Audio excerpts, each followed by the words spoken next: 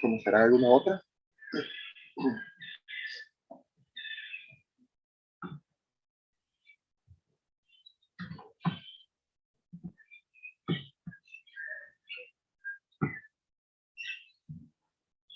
¿Quién me puede dar una opinión?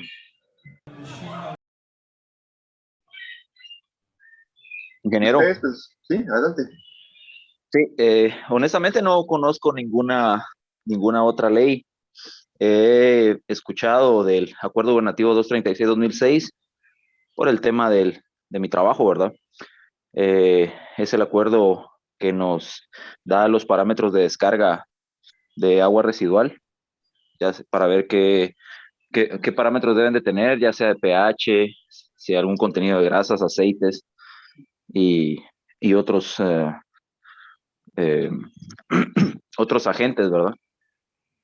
Claro, pues aquí en el grupo hay varios que se dedican al tema ambiental y ahí seguramente han tocado el acuerdo 236-2006 y tal vez no solo tocado, sino que es lo que probablemente trabajan día a día, ya sea por hacer estudios técnicos, que es algo que el acuerdo nos obliga, o bien porque por el tema de las evaluaciones de impacto ambiental, siempre hay que mencionar ahí ciertas temas de esto.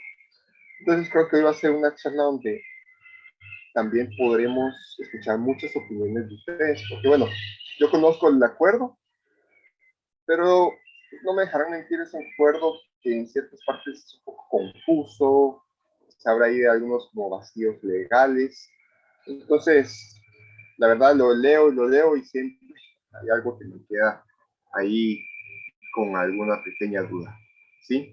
Pero bueno, vamos. Está.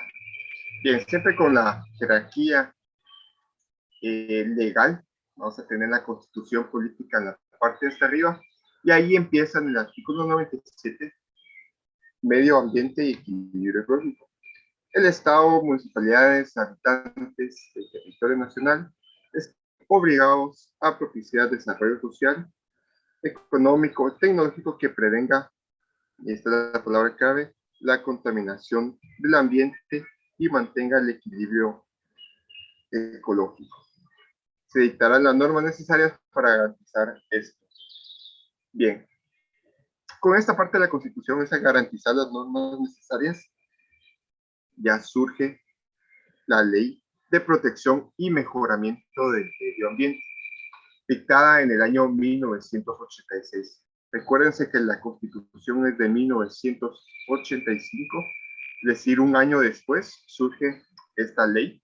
Es decir, un año después me parece un tiempo bastante bueno, digámoslo así, relativamente corto, pues obviamente sabemos que todos estudiaban procesos, tampoco no podía ser en pocos días. Entonces, un año me parece que sí, se estuvo trabajando, se llevó a cabo y salió la ley, lo cual estuvo muy bien. De esa ley, pues se abran muchos capítulos y lo relacionado al agua residual, el título número 3 de los elementos, no, de los sistemas y elementos ambientales, capítulo número 2, habla del sistema hídrico. Los demás capítulos de este título, pues, hablan, por ejemplo, del sistema atmosférico, del sistema edáfico, que tiene que ver con el suelo y las rocas. Ahora también, ¿qué otros? Son como 5 capítulos, no recuerdo. Ahora también el tema de ruido, y no recuerdo qué otros, pero bueno, el que nos interesa es el sistema hídrico, capítulo 2. Y entre todo lo que menciona ahí, aquí les coloco un pequeño resumen. Dice: el gobierno velará por el mantenimiento de la cantidad de agua para el uso humano y otras actividades. Emitirá las disposiciones necesarias y reglamentos correspondientes para evaluar la calidad de las aguas, controlar que el aprovechamiento y uso de las aguas no cause deterioro, revisar sistemas de disposición de aguas servidas para que cumplan con las normas, y por último, prevenir, controlar y determinar los niveles de contaminación de cuerpos de agua. Bien, ven acá la palabra clave es que dice que se deberán dictar los reglamentos, y de esto surge el Acuerdo Gubernativo 236-2006, Y justamente es un reglamento, sí, no es una ley, a veces solemos llamarle ley, pero no, es un reglamento de aguas residuales, que bueno, se llama descargas y reuso de aguas residuales y de la disposición de lodos. Ahora bien, este reglamento debería por lo menos abarcar estos objetivos. O bien, si este reglamento no lo hiciera, deberían de surgir los reglamentos complementarios para abarcar todos los objetivos que dicta esta ley de protección y mejoramiento ambiental.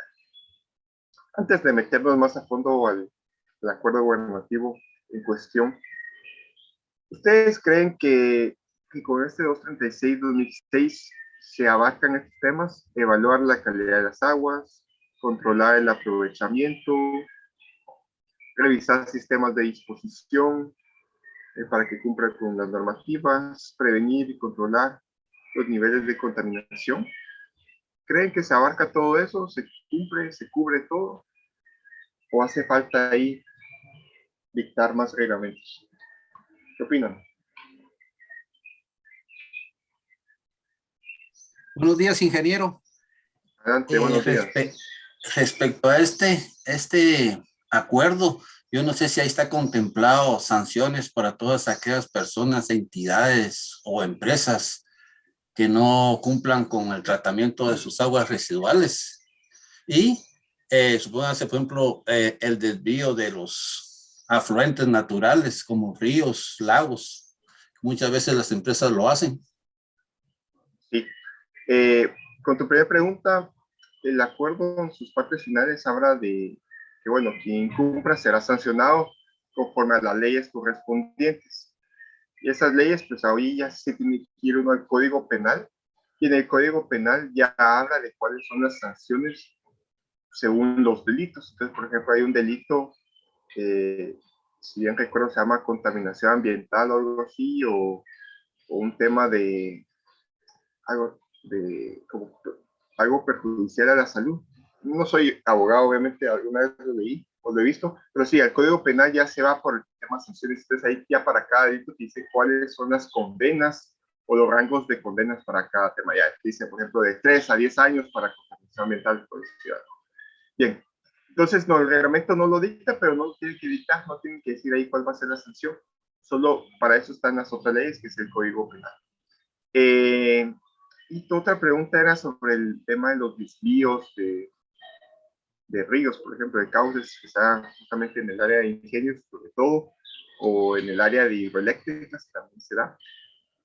No, esta ley no trata de eso, pero tampoco es uno de sus objetivos. Para eso debería estar entrando lo que hablamos la pasada, la ley de aguas, que habla sobre ese aprovechamiento y uso de las aguas. Y también sobre los caudales. Entonces, no.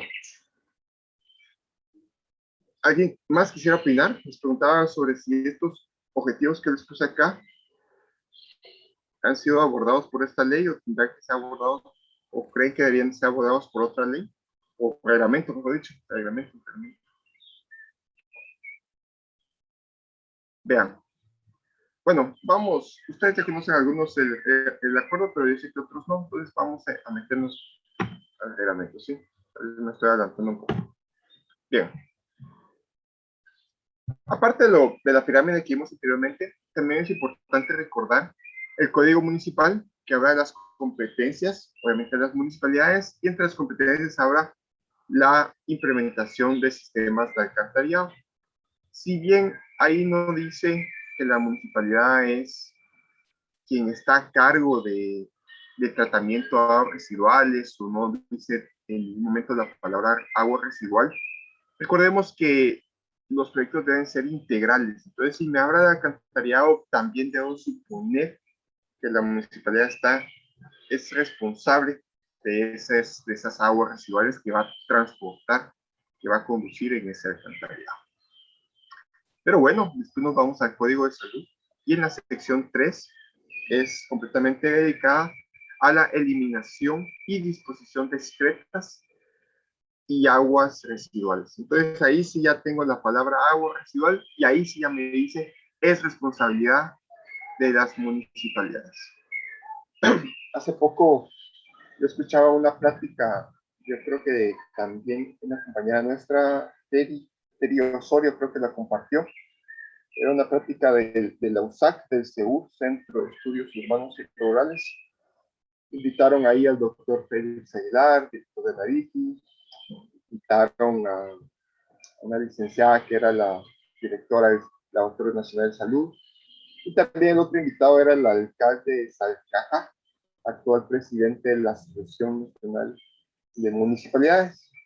Ahora es un tipo muy inteligente, muy profesional, pero solo llegó a quitar o intentar quitar esa responsabilidad penal que ahora tienen los alcaldes y las municipalidades para el tratamiento de las aguas. Sí, él decía, no, que no hay que estar responsabilizando, mejor hay que ponerse a trabajar. ¿Por qué? Porque ahorita muchos alcaldes están ya con ese tema penal encima de esa contaminación ambiental, porque a ellos pues, se les ha responsabilizado por esto, tal como dice el Código de Salud, el Código Municipal.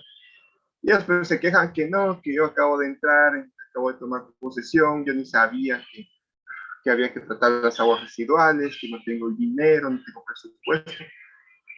Pero la verdad a mí me parece muy penoso, muy pobre ese argumento, porque bien, si llegan hay alcaldes que son nuevos, si se meten a estos deberían saber a qué se están metiendo en primer lugar.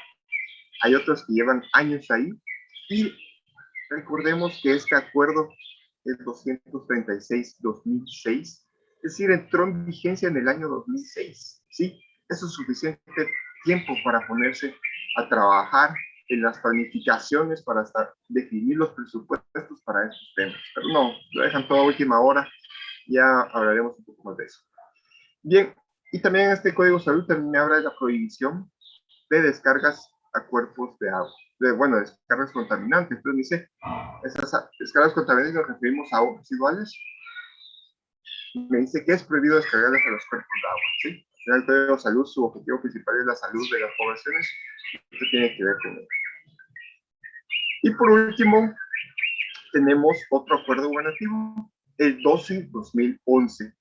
Digamos lo que es similar al 236-2006, pero este está enfocado exclusivamente a la cuenca del lago de Atitlán, ¿sí?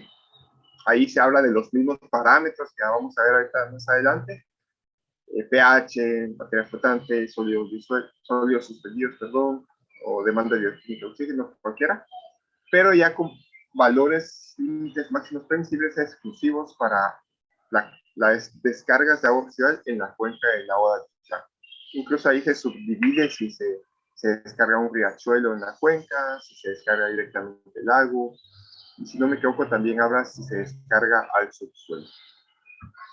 Obviamente es un reglamento más estricto, ¿sí? Los parámetros son un poco más fuertes de cumplir, porque bueno, el objetivo es proteger ese lago Atitlán, que ya sabemos, ya platicamos, que está siendo altamente contaminado y tiene que sufrir algunos cambios.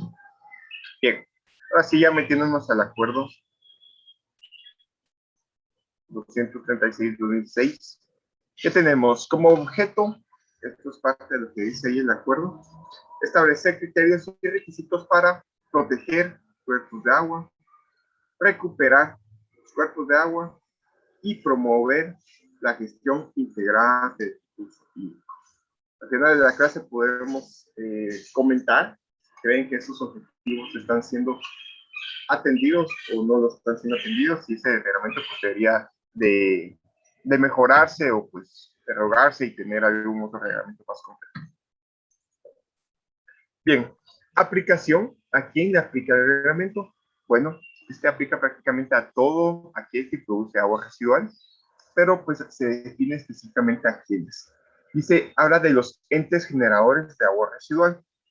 Ojo, porque a veces con ente generador se suele pensar que es toda la persona que produce aguas residuales, y al final todos producimos. Cualquier actividad que hagamos produce agua residual. Pero ahí nos define entre el glosario o entre las definiciones, nos dice que ente generador es aquel que descarga agua a un cuerpo receptor. ¿Alguien me podrá decir cuál es la definición que conoce como cuerpo receptor del reglamento? ¿Quién me ayuda con esta definición?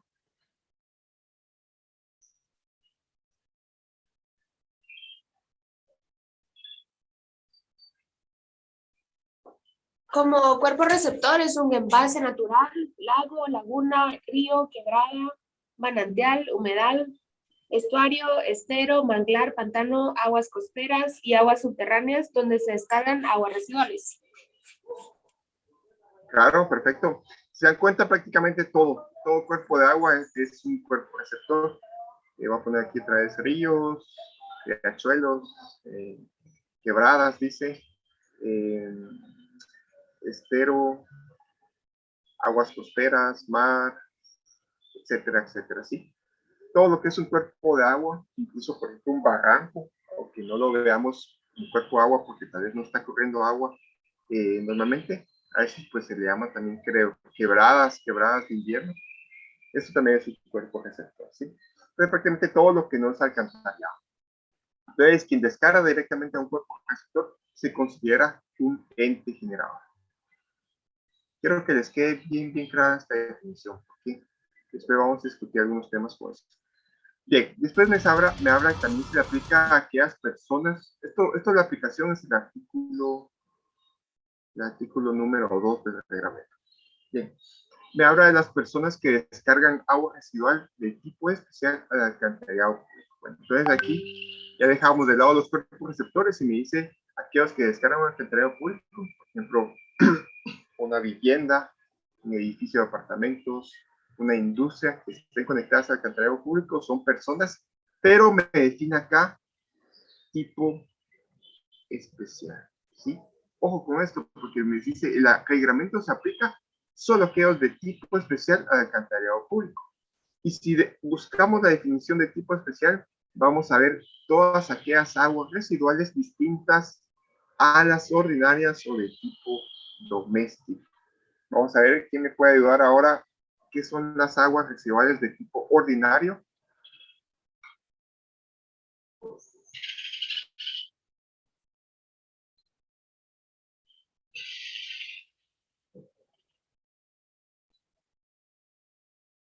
Básicamente las que se generan por actividades del hogar, o sea, domésticas.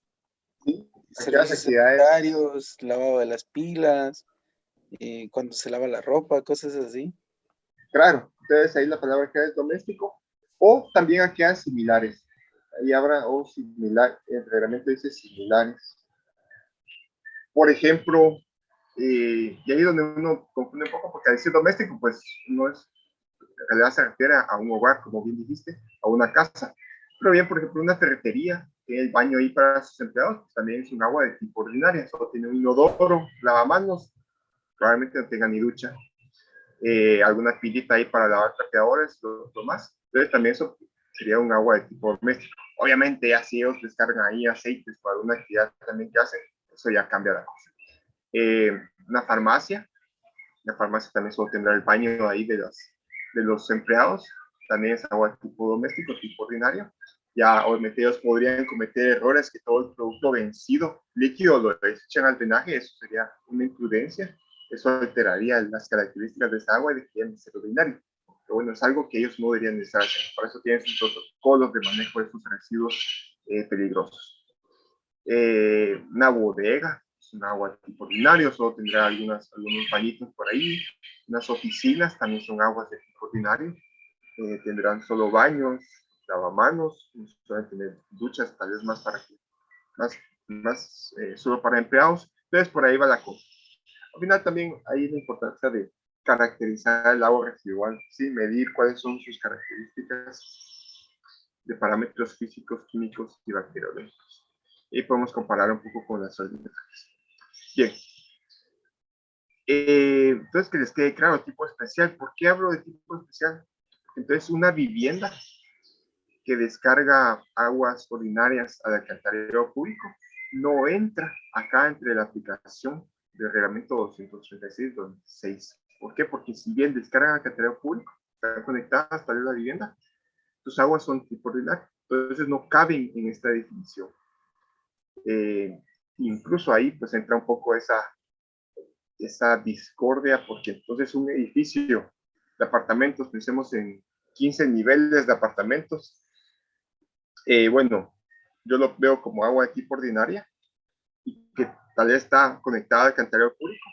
Entonces tampoco entra para que se le aplique el reglamento. Entonces ahí, bueno, todos esos edificios a los que ahora se les pide planta de tratamiento, realmente se les debería pedir. Si nos vamos a la ley, no se les debería pedir. Si están conectados al alcantarillado público, la responsabilidad de ese tratamiento de esas aguas es municipal. Pero bueno, la municipalidad pues no ha construido, pensando en la de Guatemala, no construyó una planta de tratamiento. Tenemos ahí 18 niveles de apartamentos, 15 niveles de apartamentos generando aguas residuales y que probablemente van a ir a la cuenca del agua Mazatlán o tal vez van a ir al río de las Vacas, es una gran contaminación. Entonces podría pensarse en pedir esa planta de tratamiento, pero realmente no están obligados. Si nos vamos al pie de la letra. Bueno, podría pensarse, no, es que por la cantidad y la carga contaminante no se pueden considerar ordinarias. Bien, habría que analizar. Bueno, también a las personas que producen aguas residuales para reuso, ¿sí? Entonces todas aquellas que reusen parcial o totalmente esas aguas residuales, todos ellos están contemplados en el artículo. Y por último, las personas responsables del manejo, tratamiento y disposición final de lodos. ¿De acuerdo? ¿Alguna duda por acá? Que esto es clave, mucha. Esto aquí se le aplica, es clave. Y las municipalidades están aplicando estas normas o estos parámetros que va a establecer el reglamento a mucha gente que no se le debe aplicar. Y tengo casos de eso. ¿No? ¿No hay comentarios? Bueno, a ver si les comento uno. Yo pues vi ahí un poco la construcción de 2 casas en zona 10. Son 2 casas, no son tan grandes, la verdad. 3 niveles cada una, pero cada una para una familia. Tiene 3 niveles porque el primer nivel es parqueo nada más. Y la municipalidad pues los obligó a instalar un sistema de tratamiento, aduciendo que era una persona que generaba aguas residuales y tenían que hacerlo. Ellos estaban conectados al alcantarillado, bueno, van a conectarse al alcantarillado público. Yo pues hice todo este análisis y les dije, no, ellos no son agua tipo especial, no tienen por qué. Pero la municipalidad dijo que no, que tienen que hacerlas y si no, no les daba licencia de construcción. Al final la municipalidad de Guatemala sí tiene el gran error, que no está construyendo y hasta donde yo sé no está planificando de forma seria ninguna planta de tratamiento residual municipal. Entonces sus informes de labores anuales son, bueno, hemos autorizado 300 plantas de tratamiento en este año. ¿Por qué? Porque le han pedido a todos los edificios, le han pedido a todas las bodegas, le han pedido a todas las viviendas estas que manejan más de una familia. Entonces, para ellos esa es su labor, ese es su cumplimiento municipal como responsables de aguas residuales, lo cual es completamente erróneo. Bien, competencia. Bien, ¿a quién le compete la aplicación o bueno, hacer cumplir el Acuerdo Gubernativo 276?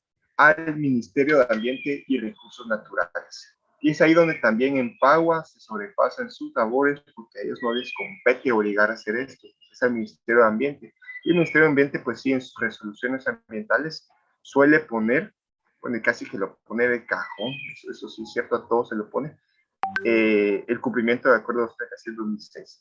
Yo cuando construí mi casa, cuando saqué mi licencia ambiental, mi resolución decía, cumplir con el Acuerdo 236 2006, sí, nada más.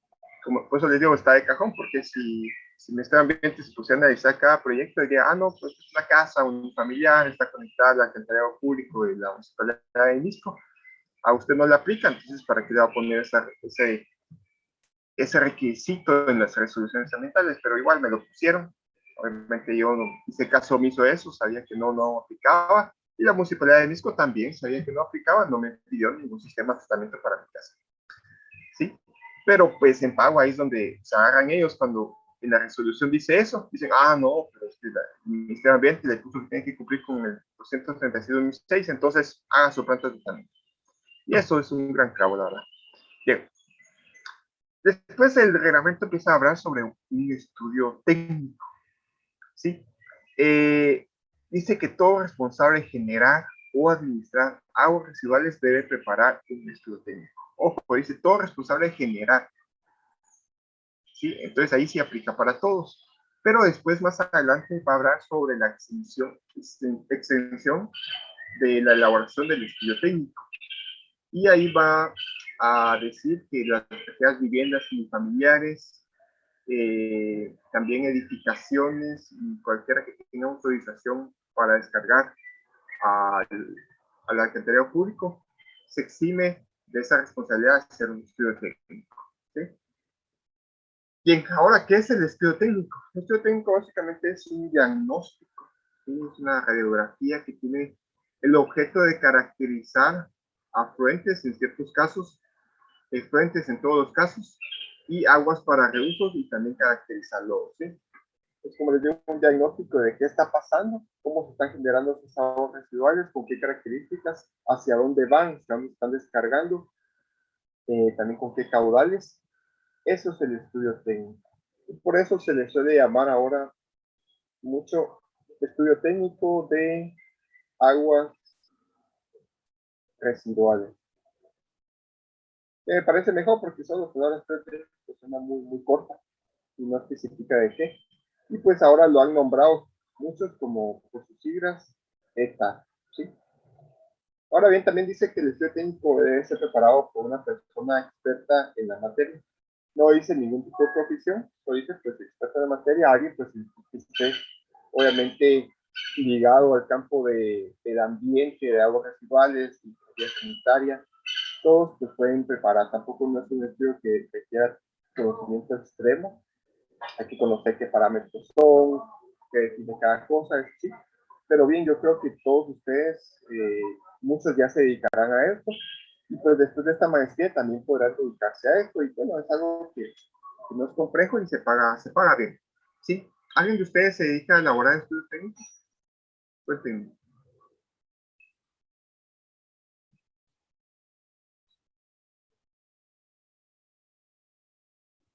O ha elaborado alguno, tal vez no se dedica a eso, pero salió un chasecito y lo aprovechó. No, ingeniero. No, nadie. Ah, bueno, pues yo creo que ya después de eso podrían meterse un poco a ese negocio. Bien. ¿Y por qué es un buen negocio? Como digo, les pagan bien. Y además habla el acuerdo de este reglamento habla de que el estudio técnico tiene una duración de 5 años, ¿sí? Una vigencia de 5 años. Esto quiere decir que cada 5 años, pues ese estudio técnico que ya tendrán se vuelve obsoleto y pues se tendrá que actualizar. Lo cual me parece muy bien por parte del reglamento que establezca esto, no solo porque el negocio se mantiene, eso no es el objetivo principal, sino porque, bueno, las industrias sobre todo, pues van cambiando y 5 años es algo prudente para, ellos van haciendo cambios, tal vez instalan nuevas instalaciones de tratamiento de agua residual, mejorando sus descargas, o bien de repente amplían la industria, tienen ahora nuevas generaciones de agua residual, nuevos caudales, entonces la planta podría quedarse rezagada, tendrán que hacer también ampliaciones y todo eso pues se va a ver en ese estudio técnico. Yo sí he hecho algunos estudios técnicos, no he hecho tantos, porque bueno, la verdad no me han salido tantos, no me promociono tanto en ese sentido, pero los que han salido, pues la verdad es un trabajo bonito de hacer.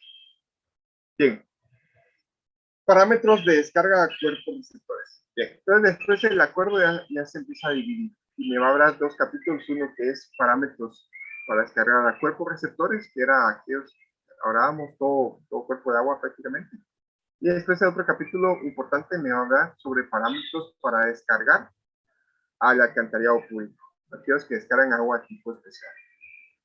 Bien, los parámetros, tenemos temperatura, bueno, aquí tengo todos, ¿sí? Temperatura, potencial de hidrógeno, materia flotante, y ojo, estos tres los tengo aquí un tanto separados, porque son parámetros que debo medir in situ. ¿Alguien sabe qué significa este término in situ? ¿Me ayuda con esa definición? Tiene que ser en el lugar donde se está generando digamos, el punto de salida del agua. o, o de los Sí, desechos. así es exactamente. Por ejemplo, yo tengo aquí mi industria, ¿verdad? Y acá tengo su planta de tratamiento. Sí, ellos descargan acá hacia la planta de tratamiento y la planta de tratamiento descarga hacia el alcantarillado o cuerpo receptor, lo que sea. Yo acá como mi punto de toma de muestras.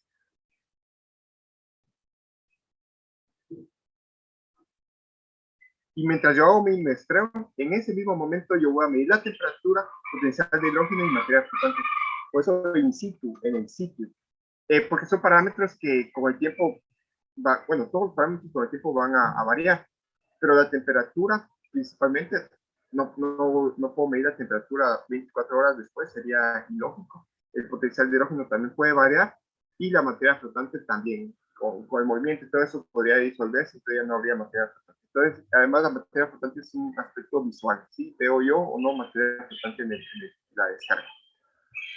Los demás parámetros sí se tienen que hacer en laboratorio, aunque si bien hay algunos accesorios, elementos portátiles para medir varios parámetros, estos ya se van a hacer en laboratorios pues, que estén capacitados para eso, pero debo conservarlos. Y para eso está métodos de conservación.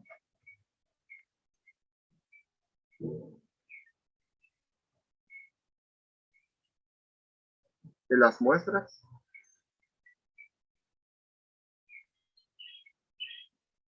De agua. El reglamento no me lo menciona, pero hay un manual que se elaboró para el reglamento, ¿sí? Un poco como para entenderlo, para poder aplicar el reglamento. El manual es, creo que el 105-2011, creo que es el número, o 2008, no recuerdo bien. Pero bien, en el manual me habla de que tengo dos métodos de conservación. Uno es la refrigeración, no refrigeración, no, enfriamiento.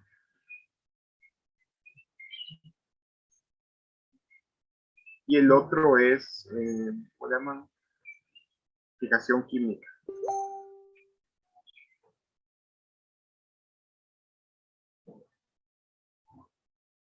El más usual es el enfriamiento por su facilidad. Entonces yo mi muestra la tengo que enfriar, por eso pues, tengo que tener hielo a la mano, una hielera. Entonces al mantenerla en un estado frío, yo puedo asegurar la conservación de todos estos parámetros en el tiempo. Claro, hay un máximo, no puedo pensar en enfriarlo por 10 días, por ejemplo. Lo normal es que se abra un máximo de 24 horas, ¿sí? Eso debería ser tiempo suficiente para llevar toda mi muestra en la hielera, desde el punto de muestreo hacia el laboratorio. El manual este nos habla también que hay tiempos distintos, es que hay algunos parámetros que podrían enfriarse incluso por 48 horas, pero pues al final la idea es todo junto, ¿no? Las 24 horas piensen como más. También me habla que la parte de grasas y aceites debería conservarse en un envase de vidrio, no uno plástico. Los demás pueden ser todos europeos. Entonces tenemos grasas y aceites, sellos suspendidos totales, demanda bioquímica de oxígeno. También me habla de demanda química de oxígeno. Es un poco raro porque de la demanda química de oxígeno no me establece un parámetro como un límite máximo, ¿sí? Un valor de demanda máxima de química de oxígeno. Pero sí me establece que tengo que hacer la relación entre demanda química y demanda bioquímica. ¿Para qué? Justamente para establecer un tema de biodegradabilidad. Pero realmente no sirve de nada. Eso es color, nitrógeno total, oro total. También tengo un poco separados acá. Estos son los que podemos pensar como nutrientes. Y después acá todos los que llaman metales pesados, arsénico, cadmio, cianuro, total, cobre como equivalente, mercurio, níquel, cromo y zinc. Y por último, el parámetro bacteriológico.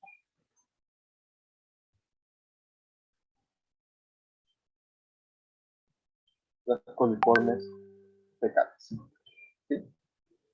¿Algún comentario? Bien.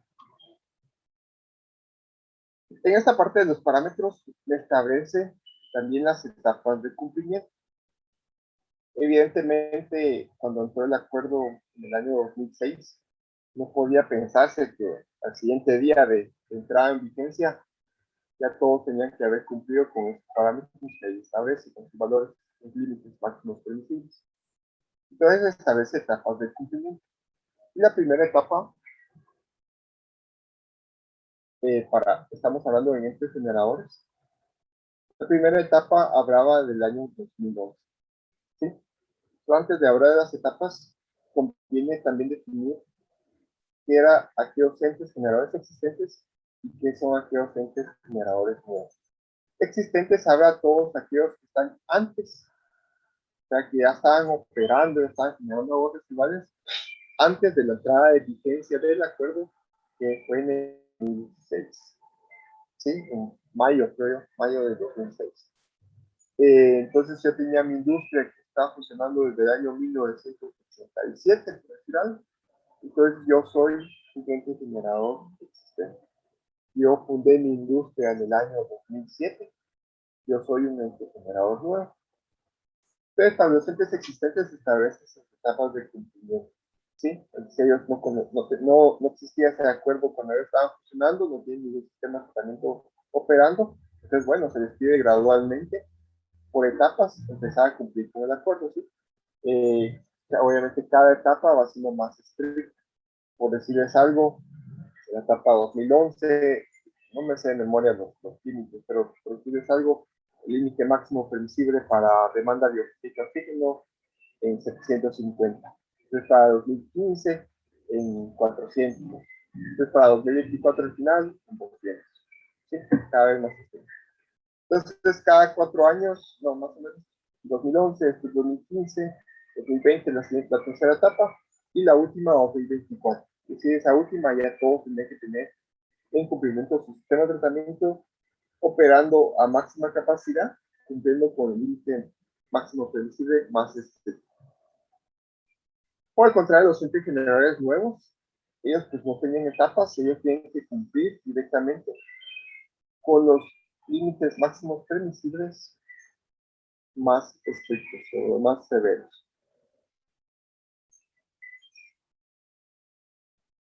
¿Sí? Desde el inicio. Entonces yo en el 2007 quería fundar mi empresa, ya debería conocer el acuerdo del artículo 236-2006.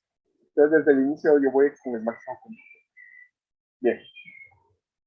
Después en esta misma parte de cuerpos receptores me diferencia un tipo de cuerpo receptor, que son los esteros. Los esteros es un poco ahí como agua costera, ¿sí? Que está cercana al mar, un poco ahí como los humedales, entiendo yo, pero no, humedales no. Un poco como el área ahí de los manglares. Eso es lo que he entendido como estero. Entonces me lo diferencia, es un área pues, protegida, que tiene que cuidarse un poco más.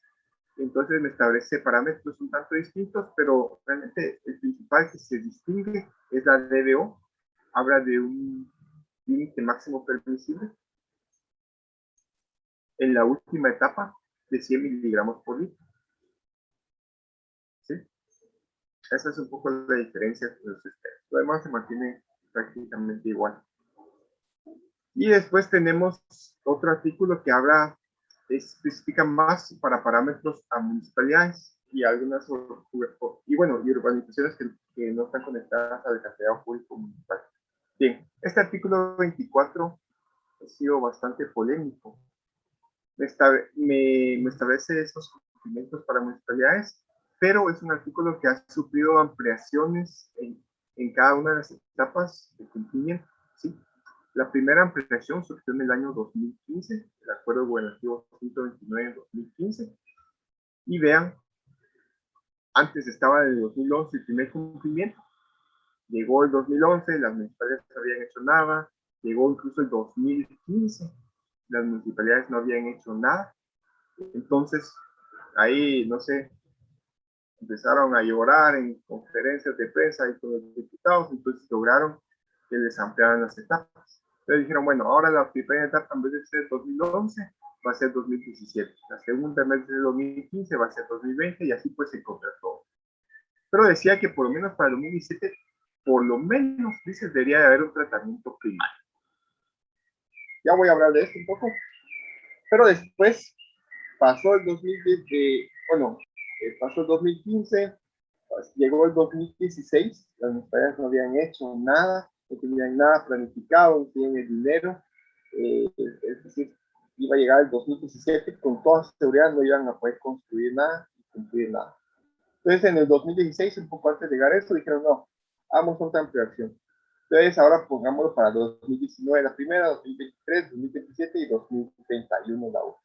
Entonces de 2024, que era la última antes, lo subieron que 7 años, ¿sí? 7 años más de cumplimiento. Pero bueno, ahí aquí dijeron, bueno, seguimos con que la primera etapa tiene que tener por lo menos permiso primario, pero también les agregaron otro requisito, un poco ahí por hacerlos cumplir y hacerlos prepararse, que sé que tenían que presentar por lo menos el instrumento ambiental y el POA en ese año, si hicimos ojo, en ese año 2017, creo que es, no lo puse acá, pero es decir, ya tenían que, lo estaban obligando a prepararse. ¿Por qué? Porque la realidad de las municipalidades era que nunca planificaban. Entonces, el año que les tocaba querían construir algo, pero no pueden construir nada si no tienen licencia ambiental, si no tienen presupuesto en el POA, si tienen los permisos del Ministerio de Salud. Entonces, por más que ya quisieran hacerlo en ese año, a última hora, no podían hacerlo. Entonces, era un poco como eso. Ahora les decía lo del tratamiento primario. No veo yo como un error decir que, bueno, por lo menos puedo hacer tratamiento primario en ese año. Pero sí se malentendía y complicaba un poco la planificación. Yo vi plantas de tratamiento que decían, bueno, pero en este año tengo que hacer todo el tratamiento primario, contrato a un ingeniero sanitarista, el ingeniero sanitarista me diseña, por decir algo, sedimentado primario, o una fosa séptica, o una laguna anaerobia, que pueden considerarse primarios. Con eso cumplo.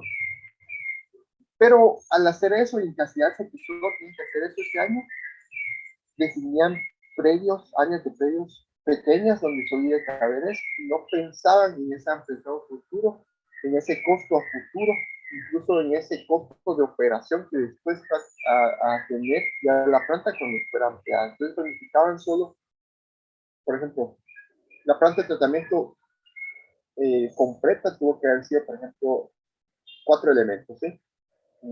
Por decir algo, un gran acá, después una filtro percolador, después del filtro percolador, un sedimentador secundario y después un sistema de desinfección, ¿sí? Por decirles algo. Pero bueno, decían, pero ahorita solo hagamos un Rafa porque es un tratamiento primario. Entonces hacían esto, pero no dejaban el espacio para todos los demás elementos, porque nunca lo planificaban, no pagaban esa planificación. Después, cuando llegaban los años, tienen que construir esto, ya no tienen espacio, entonces, ¿qué hacer ahí? Y además, si en caso dejaban el espacio, no pensaban en los costos que iban a tener las demás comunidades, entonces no los piensan en su poder. Entonces, ahí un poco esa problemática de mala planificación. Y después incluso salió otra ampliación de etapas de cumplimiento. No recuerdo yo qué número es y por eso no lo coloqué acá, pero sí salió otra. Salió una más, por lo menos todavía. ¿Alguien sabe cuál es esa última? ¿Lo tendrá en su memoria? Es que yo no la tengo porque no la encontré en internet y solo alguna vez me mandaron alguna fotografía de la publicación en área de Centroamérica, pero casi no se podía leer nada, entonces nunca la guardé. Pero bueno. Después otro capítulo, ya hablamos de cuerpos receptores, ahora ya nos habla de la descarga de alcantarillado público. Y solo recuérdense acá que menciona que es agua de tipo especial.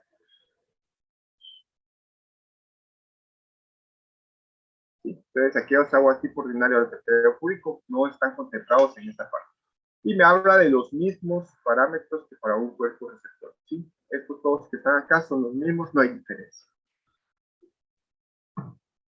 Pero los límites máximos permisibles sí hay una cierta diferencia. Por ejemplo, en la DBO hay un tipo de diferencia y no recuerdo en cuál otro. En nitrógeno total también hay diferencia.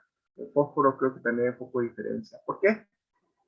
Porque no es lo mismo un cuerpo receptor donde el impacto es directo al medio ambiente de mi descarga, que si descargo al alcantarillado, donde pues del alcantarillado para que llegue al cuerpo receptor hay un gran trecho, y que además el alcantarillado, pues ya yo considero que hay otras aguas residuales ahí donde se va a mezclar, y también que se supone que ese alcantarillado,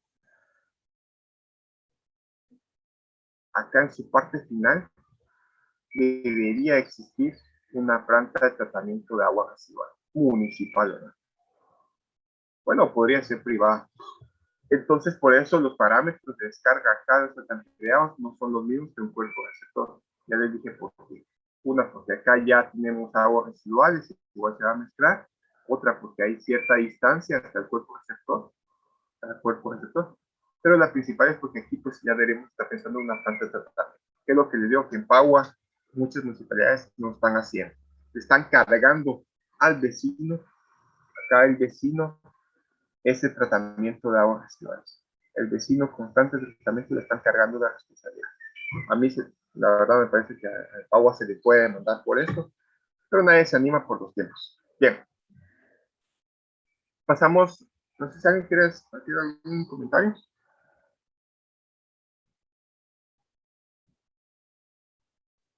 Ingeniero, ¿No? buenos días. Adelante. Solo con una pregunta. Digamos, con esos plazos de las municipalidades, ¿existe algunas sanciones para ellos o solo lo siguen corriendo? Mira, ahorita la última que corrieron ya quedó casi como definitiva y sí ya han empezado las sanciones. Y es por eso que le decía que este alcalde de Salcajá ha estado gritando a los cuatro vientos que no nos sancionemos a los alcaldes, porque él al final pues sí representa a todos los alcaldes por parte de ANAM y es parte de su trabajo, ¿no? De defenderlos. Eso es cierto. Pero sí, sí hay sanciones, ya hay faltas ahí administrativas, pero creo que sobre todo penales, y por eso los alcaldes sí se han preocupado en construir, y sí ya la mayoría de municipalidades han construido sistemas de tratamiento, tal vez no los mejores sistemas o los más adecuados, adaptados a lo que necesitan, pero sí han construido algo. Eh, ya yo he visto varias clases de tratamiento, algunas ya abandonadas en menos de un año, pero sí han hecho el mate ahí de construir para evitar esas sanciones. Y otra pregunta, más o menos, ¿cuál es el costo de construir una? Digamos, porque ellos se agarran de que no tienen dinero o no planifican bien, pero más o menos. Mira, obviamente depende de la cantidad de personas, el caudal, la característica, pero diría que por lo menos para unas 1000 viviendas ya estamos hablando de costos arriba de $500,000 de quetzales. ¿Sí? Depende también de la tecnología que vaya a usar de tratamiento, pero sí, arriba de $500,000 de quetzales, los alcaldes no harían pensar que es una planta de no ser tan barata. Solo una casa, ya una casa de tamaño medio, ya es $500,000 de quetzales, ¿no? Pero bueno, ya plantas grandes, estamos hablando de 1 o 2 millones, y sobre todo que muchas veces ellos no pueden construir solo la planta de tratamiento, también necesitan hacer drenajes, porque no los tenían tampoco ni hecho los drenajes, entonces ya hablamos de inversiones de 3, 4 millones de quetzales. Sí, bien, ellos se quejan que no hay dinero, pero es que tampoco nunca prepararon ese dinero, sí siguen gastando en las ferias, siguen gastando en clínicas médicas, que no es responsabilidad de la municipalidad, siguen gastando siguen gastando en cualquier chará que no es responsabilidad municipal, pero no preparan ese dinero para estos temas. Sí, es la falta de planificación. Si ellos hubieran planificado, por ejemplo, en el año 2007, o sea, en todo el acuerdo de vigencia en 2006, pues en 2007 empezamos a pensar, la gran para municipalidad necesito 5 millones de quetzales para una planta de tratamiento por todo el drenaje. Bueno, empecemos a buscar los fondos y seguramente en el año 2011 ya hubiera tenido construido eso, pero no, lo dejaron todo última hora. Entonces, para mí de verdad no hay excusas. Yo no sé si alguno de ustedes es alcalde, ha sido alcalde o ha trabajado en municipalidades y me dirá lo contrario y dice, no, es que no es así de sencillo, pero la verdad creo que el tiempo era suficiente. De verdad, no sé, ¿qué opinan ustedes? ¿Creen que era tiempo suficiente o de verdad es imposible para una municipalidad obtener 5 o 10 millones de quetzales para una mega planta total? sobre todo en Pagua. En Pagua tiene dinero, en Pagua tiene mucho dinero y tuvo tiempo para recolectarlo, para buscar fondos. ¿Creen ustedes de verdad que hay excusas? No, no hay excusa, ingeniero. Todo es voluntad política, porque Sí, igual tienen los recursos para hacerlo, pero se centran en hacer proyectos que sean rentables para ellos. exacto, exacto. Incluso los drenajes no les gusta invertir porque el drenaje no se ve. Las casas están acostumbradas a tener sus letrinas, sus cielos, entonces ni en eso quieren invertir.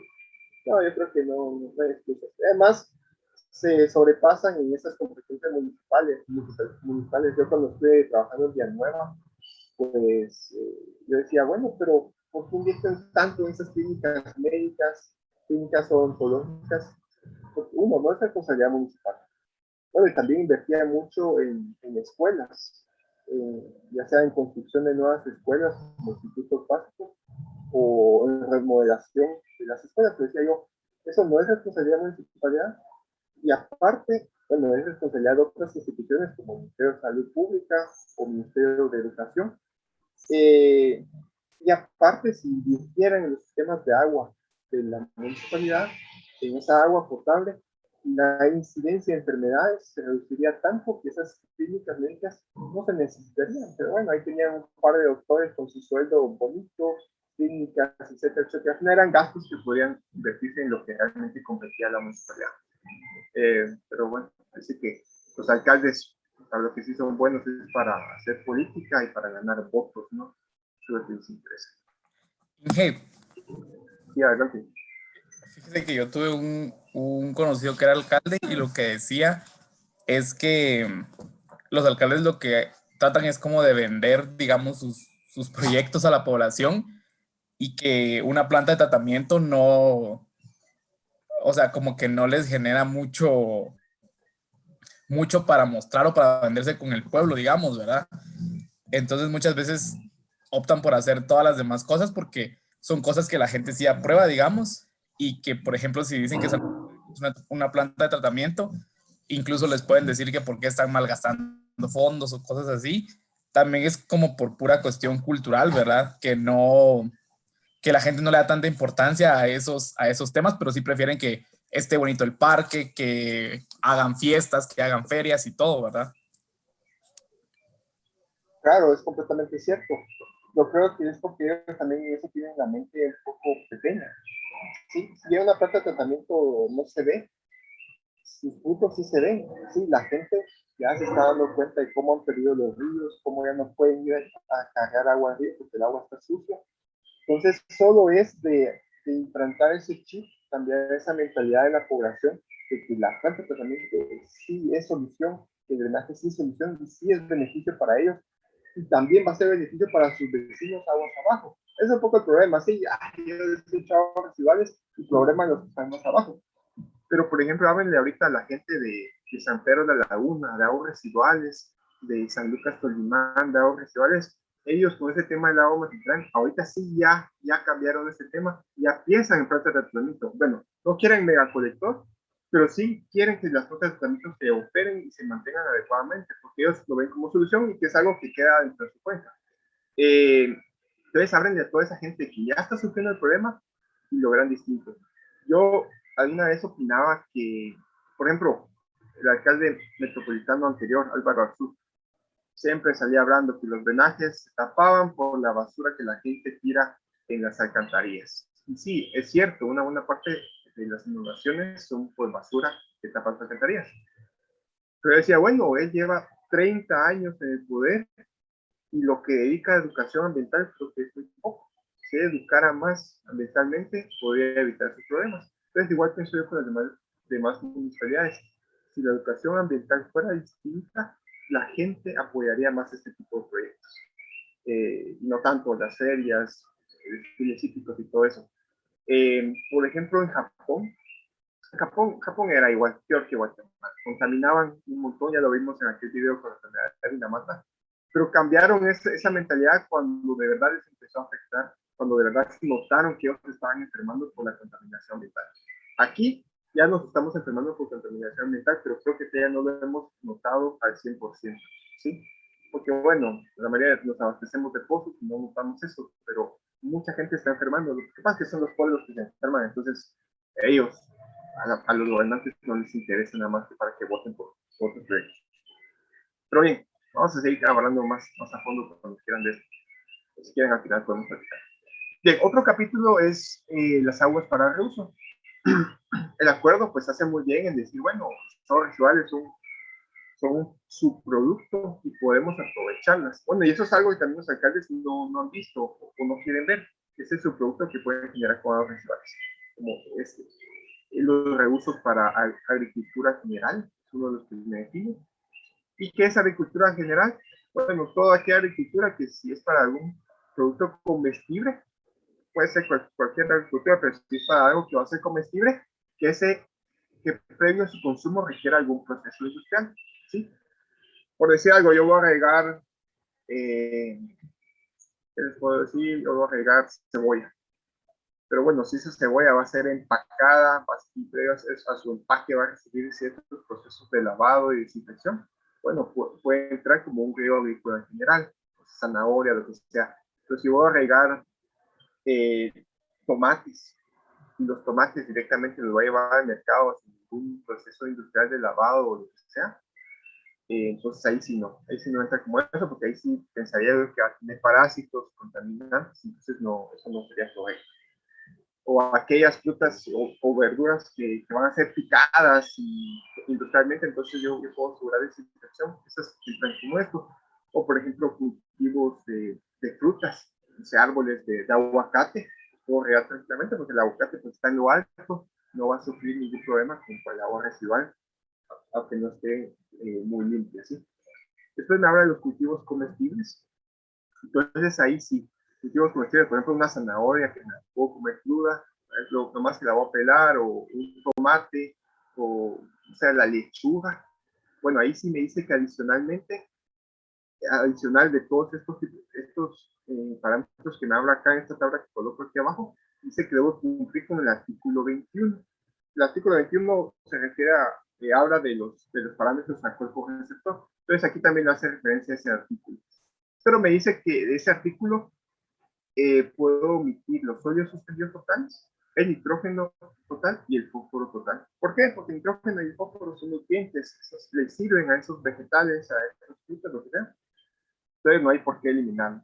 Y los sólidos suspendidos pues tampoco es elemental. Ahí esos con un simple lavado con agua se van a eliminar.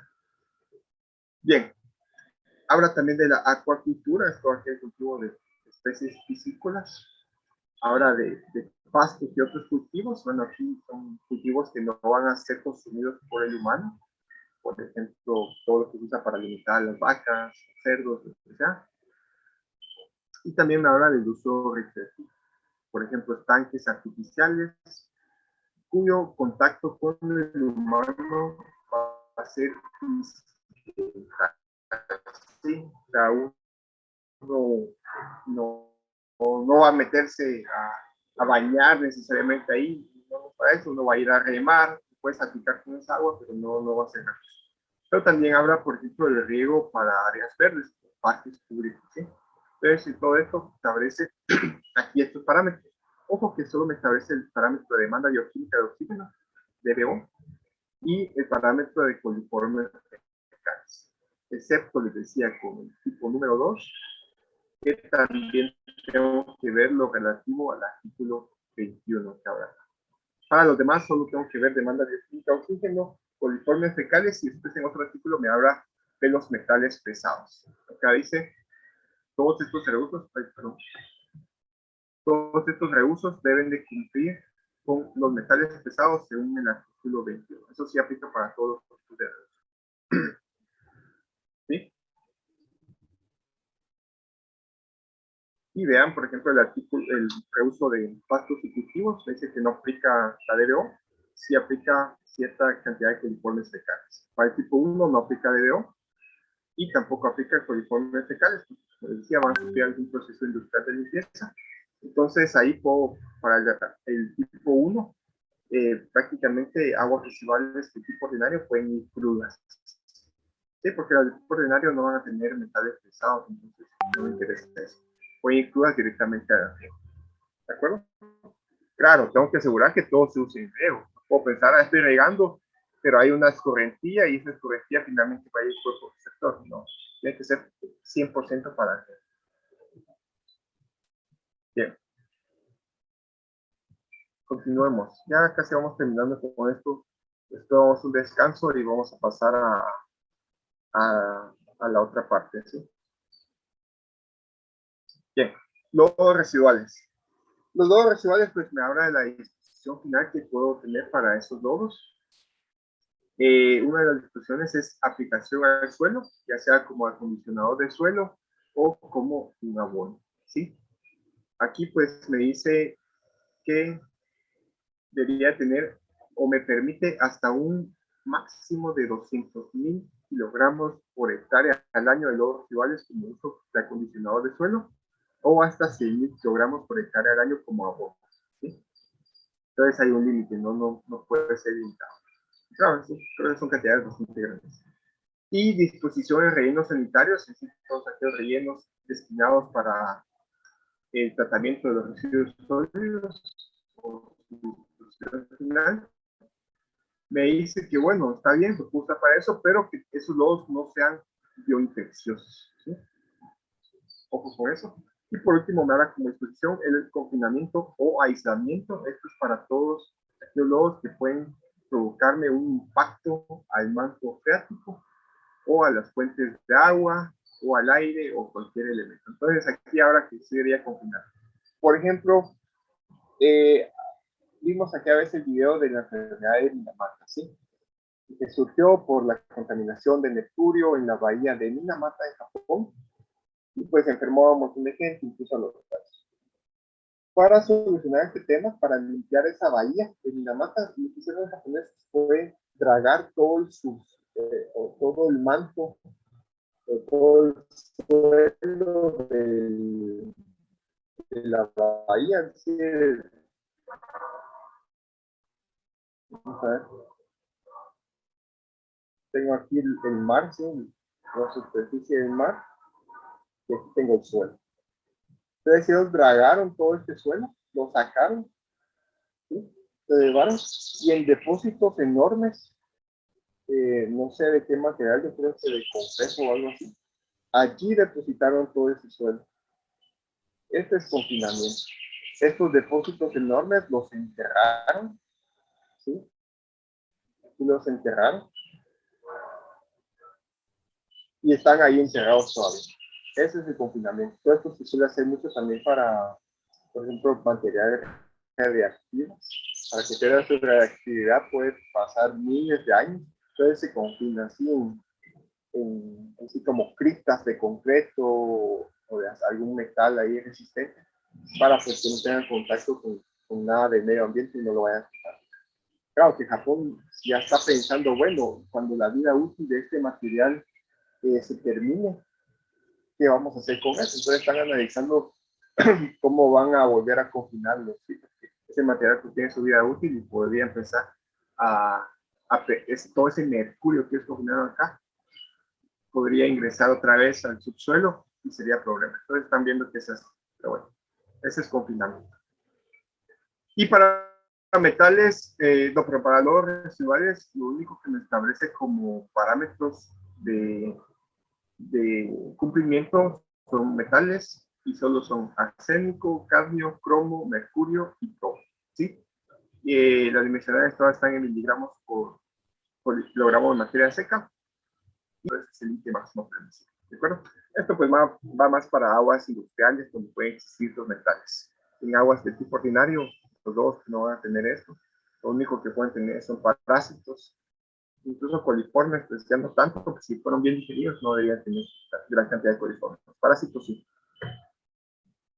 Bien. El reglamento también habla sobre el seguimiento de evaluación y esto se refiere a la frecuencia y tipo de muestreo. Tipo de muestreo, tenemos dos tipos, muestreo simple y muestreo compuesto. ¿Y qué dice el muestreo simple y el muestreo compuesto? Me dice que, por ejemplo, si la industria o la actividad trabaja un tiempo menor, o la generación de aguas residuales es menor que 8 horas al día, entonces debería tomar por lo menos 2 muestras simples para formar una compuesta de un intervalo mínimo de 2 horas entre cada muestra simple. Al final, la muestra compuesta es la suma o la combinación de diferentes muestras simples. Esto con el objetivo de que sea algo más representativo. La muestra simple también se llama muestra puntual, y como su nombre lo dice, es en un momento específico. Es como que yo le tomara una fotografía de esa agua residual. No es representativa de la realidad. Puede ser que en ese momento existiera un pico de contaminación, entonces va a salir que la empresa está incumpliendo con sus aguas residuales, con su descarga, pero puede ser que haya sido un simple momento y a lo largo de todo el día estén en incumplimiento. Entonces, por eso no se puede acusar a alguien con una muestra simple. Y ahí es donde el reglamento me habla de esta combinación para formar muestras compuestas y establecer mayor representatividad. Entonces, para funcionamiento mayor de 12 horas, me habla de 4 muestras simples para formar una compuesta. Es hacer muestras de 24 horas. Que para mí, pues, es lo ideal, sí, más que representativo. Incluso podrían hacerlo mayor, porque podrían pensar que hay industrias que según el día de la semana tienen diferentes descargas de agua residual. ¿Sí? Por ejemplo, va a ser diferente la descarga del día martes con la descarga del día domingo. Entonces podrían hacer las dos mediciones en concreto. Y también me habla de la medición de caudal, que es importante, sobre todo, aparte de conocer cuánta agua se está generando, puedes establecer la carga contaminante. La carga contaminante es la relación entre la concentración de agua residual en miligramos por litro de lo que sea con el caudal, es decir, con la cantidad. ¿Sí?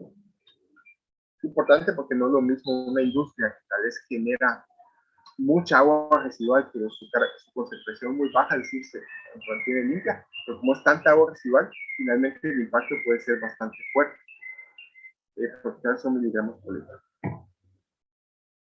Y casi por último, las prohibiciones. Pues importantes de las prohibiciones, dice que es prohibido la distribución de aguas residuales ordinarias a flor de tierra, sí, ya no se quiere ver eso, a flor de tierra, en canales abiertos o en el alcantarillado fluvial, sin mantener drenajes separativos.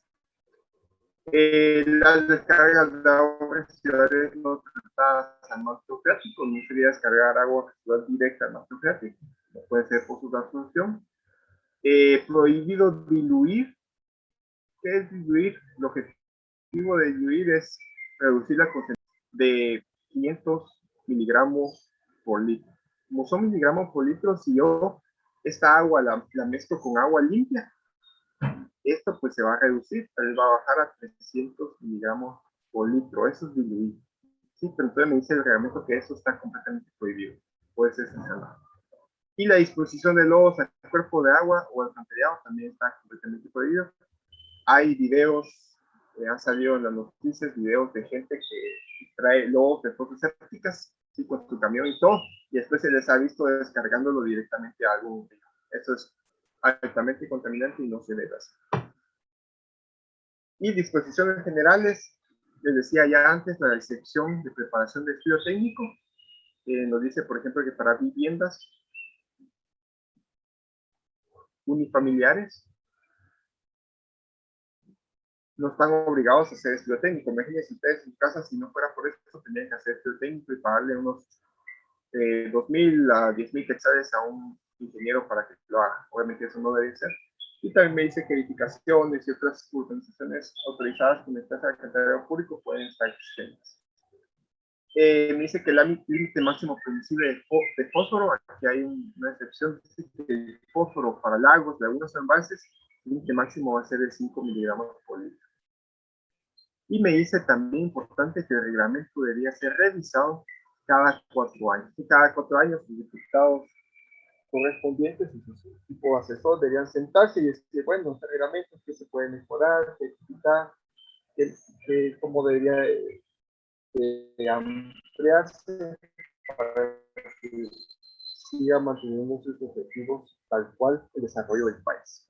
¿sí? Cosa que no se ha hecho. Las revisiones que se han mantenido básicamente han sido para esas ampliaciones de municipalidades. Aparte de eso, el reglamento no se ha tratado para nada.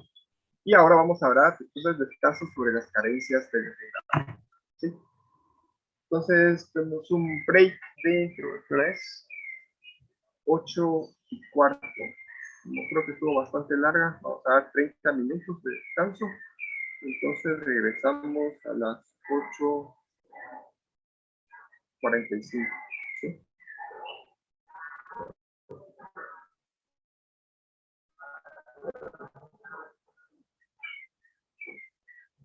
¿De acuerdo? Aprovechen a desayunar los que no lo han hecho. Gracias, Confirma. Inge. Gracias, ingeniero.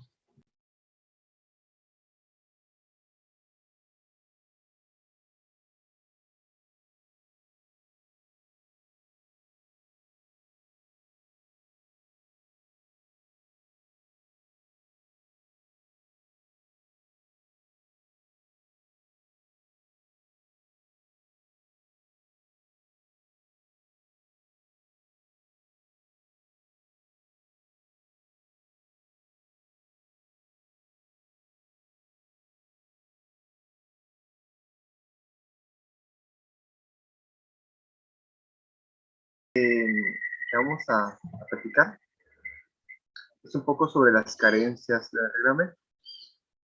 Bueno, o lo que yo he visto como carencias del reglamento. ¿Sí? Yo hace ya unos años, en 2015, escribí un ensayo sobre todas estas deficiencias que yo detecté en el reglamento. En este 236-2006. Incluso con ese ensayo hasta gané un premio. Estuvo bastante bueno, la verdad. Y se los voy a compartir. Ya, pues se podía actualizar un poco el ensayo, pero, o mejorarlo, incluso todo lo que pongo, pero la verdad es algo que se mantiene todavía muy en pie. Y ahorita pues les quiero resumir un poco eso. ¿Sí? Seguramente algunos de ustedes habrán notado estas carencias que les voy a mencionar y algunas otras no las conocían y es importante conocerlas. Bien. Para iniciar hay que tener en cuenta algo. El Acuerdo Gubernativo 236-2006 no fue el primer reglamento de aguas residuales en Guatemala. Antes hubieron otros dos. Primero, el Acuerdo 60-1989. Si se recuerdan, la Ley de Protección y Mejoramiento del Medio Ambiente es de 1986.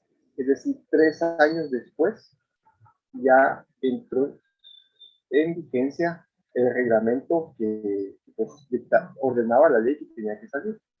Que creo que también era un tiempo prudente, 3 años, creo que no es mucho, en temas legales. Este se llamaba Reglamento de Requisitos Mínimos y sus límites máximos permisibles de contaminación para la descarga de aguas servidas. La verdad, sí era un reglamento bastante, bueno, era pequeño, bastante pobre, y hacían falta muchos temas que tomar en cuenta. Pero también tenía sus cositas buenas que ya les mencionaremos ahora. Pero bien, atendiendo un poco que yo era algo pobre y le faltaba. Es del año 2005, el Acuerdo Gubernativo 66-2005, entró en vigencia. Reglamento de descargas de aguas residuales y cuerpos receptores. Este año 2005 son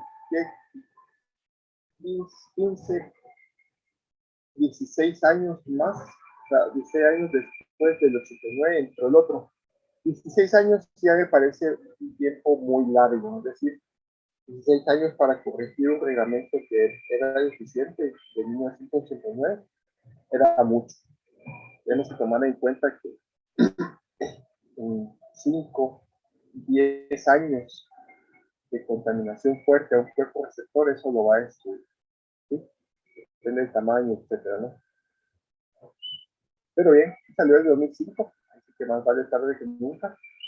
Y sí era un reglamento que ya contenía muchos más aspectos, pero tenía una desventaja, que a su vez era algo bueno para la mente, pero era una desventaja para ciertos actores del país.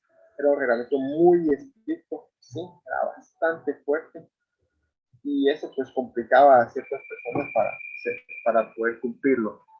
Y entonces es por eso que en el año 2006 este acuerdo se deroga y entra el que tenemos actualmente. Sí, en solo un año resetearon esto, hicieron borrón, cuenta nueva y se olvidaron del otro. Bien.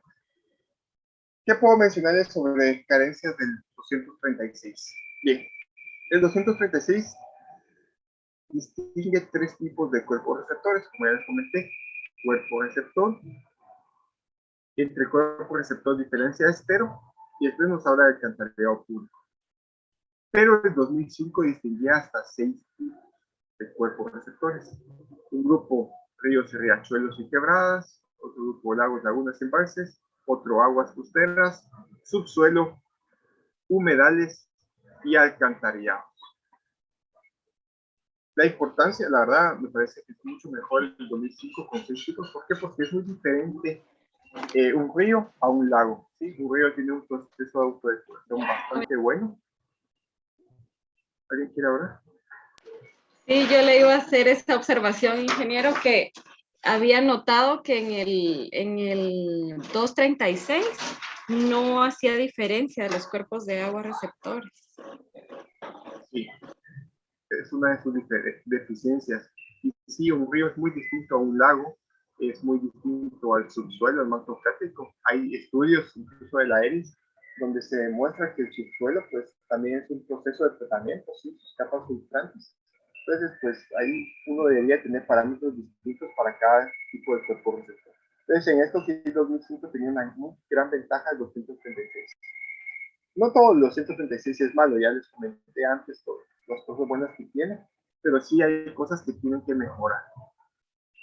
Incluso cuando escribí mi artículo, mi ensayo, el título original era algo así como reciclar el reglamento de aguas residuales. Sí, de reciclar se ha ido transformando, sí, mejorando, tomar lo bueno y tomar otras cosas buenas para mejorarlo. Pero a los editores no les gustaba mucho ese título, entonces me obligaron a poner otro. Pero bueno, ahí sí que temas para que se vendiera la idea. Bien, otro de los temas es las etapas de cumplimiento. Ya les mostraba yo que el 236 establecía en su inicio 4 etapas de cumplimiento que con el tiempo se han ido ampliando. Ojo que la primera etapa de cumplimiento era en el 2011. Se entró en vigencia en el 2006, es decir, 5 años después. Pero el 2005 establecía solo 2 etapas de cumplimiento. Por eso que les decía que era un reglamento bastante estricto, bastante severo, si se quiere ver así. Pero bueno, creo que con el tema de proteger el ambiente y sobre todo que era un reglamento que entró bastante tarde después de la ley de protección ambiental, me parece que tenía que ser fuerte, tenía que ser estricto.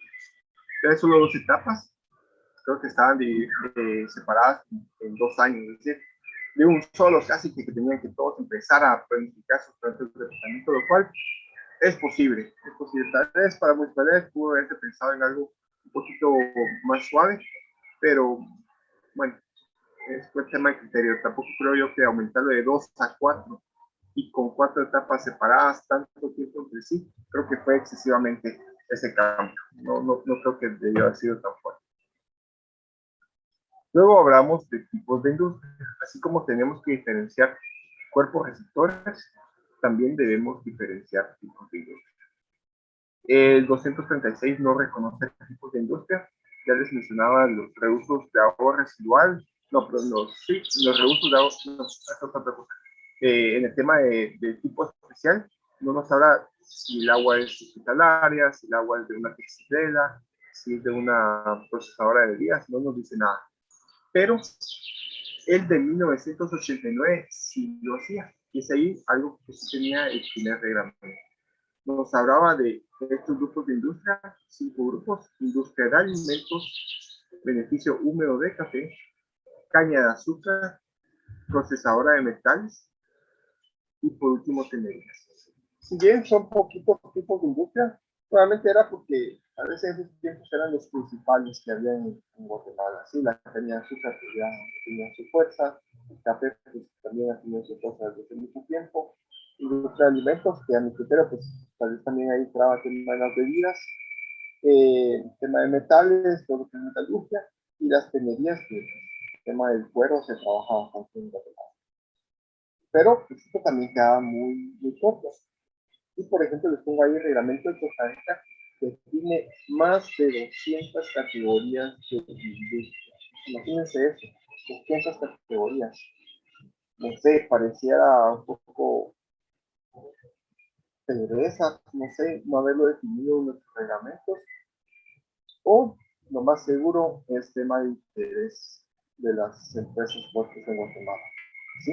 Esto se eliminó completamente en el reglamento 2006, y sí, yo creo que es más por temas de interés. Sí, a las industrias obviamente no les convenía tener que medir algunos parámetros adicionales para sus aguas residuales, y en especial tener que cumplir algunos parámetros de forma más estricta. ¿Sí? Por ejemplo, textileras, algún parámetro de color más fuerte, los temas de bebidas carbonatadas, algún parámetro también más fuerte y adicional. Entonces ahí iban afectándose intereses. ¿Sí? Bien. Después tenemos el reuso del agua residual. Ya hablamos nosotros de reusos. En el 236, y está bastante bien, pero se omitieron algunos que para mí son reusos importantes. En los reglamentos anteriores, en el 2005, se hablaba de riego para uso urbano, es decir, riego de parques, combate de incendios, y también para lavado de inodoros, públicos, ¿verdad? En baños públicos podría servir estas aguas residuales. Y también el reuso en la construcción, control de polvo, compactación de suelos y lavado de materiales. La verdad no sé, no entiendo yo por qué estos reusos se eliminaron. Sí me parecen interesantes. Al final es un poco también de ahorrar esa agua potable que tanta falta está haciendo, sobre todo en la ciudad capital. ¿Ustedes qué piensan? ¿Por qué creen que estos reusos pudieron haberse eliminado del año 2005 al año 2006? ¿Se les ocurre algo? ¿Por qué ya no controlar polvo con agua residual? Y sobre todo con agua residual tratada, ¿verdad? La refiero tratada con algún proceso de tratamiento. Precisamente por eso, ingeniero, porque no se estaba cumpliendo con el tratamiento en todas partes, entonces pensaría yo que eso es parte para eliminar el tema de reusos. No, pero si fuera tal vez en ese sentido, opino que tal vez se hubiera tenido que eliminar todos los reusos, incluso el riego de cultivos comestibles, ¿no? ¿Cómo creen?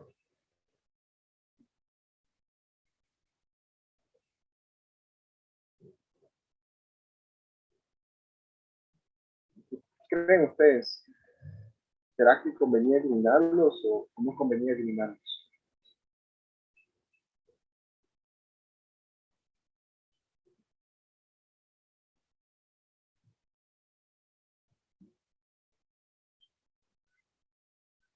Vean que la parte de parques sí se mantiene. La Municipalidad de Guatemala sí riega sus áreas verdes con agua residual tratada, o no tratada, pero sí lo hace. Pero el combate a incendios, ¿será que voy a llegar a algún riesgo sanitario con eso? El lavado de inodoros sí es un poco complicado. De construcción, alguien que se dedica a construcción. Vamos a ver, ingeniero Daniel Chacón, ¿tú qué opinas con control de polvo? Se hace mucho control de polvo en la construcción. ¿Crees que podría hacerse con agua residual? ¿O no conviene?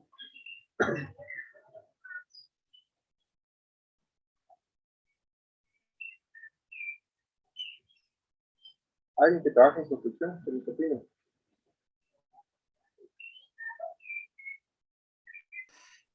Ingeniero, yo no trabajo en construcción, pero tal vez me imagino que por los contaminantes que pueda llevar todavía el agua que ha sido tratada, pero no un 100%, podría ser un problema. Ya. Bueno, la verdad, la parte de riego, control de polvo en la construcción, lo que se añade de agua, pues no es gran cantidad. Es nada más para humedecer el suelo. Después se va a evaporar. Entonces yo creía que la contaminación ahí no es significativa, es decir, tampoco es que se va a infiltrar una gran cantidad de marco freático, que está regando sus superficies también pueden ser que estén compactadas, entonces la infiltración es pequeña. Pero yo, la verdad, sí pienso que el control de polvo sería utilizar todavía y también compactación de suelos en cantidades. Ingeniero, perdón, es que tenía problemas con con el audio. ¿Qué fue lo que preguntó, perdone? Adelante, sí, tú que trabajas bastante en construcción, ¿tú consideras que el agua residual podría reutilizarse en control de polvo en los proyectos o en compactación de suelos? O bueno, o lavado de materiales. Fíjese, Inge, que sí se podría utilizar, pero tiene que tener algún tipo de tratamiento antes, debido a que el suelo, así como el selecto, que es el que se utiliza regularmente para hacer bases, ese no puede estar contaminado ahí. Ese sí necesita al menos quitarle los residuos de jabón, al menos si fuera agua residual ¿cómo se llama? Que se utilizan en los hogares. Ah, perfecto. Bueno, es muy buen punto. Para control de polvo y compactación de suelos, el agua tiene que estar bastante limpia, libre de impurezas.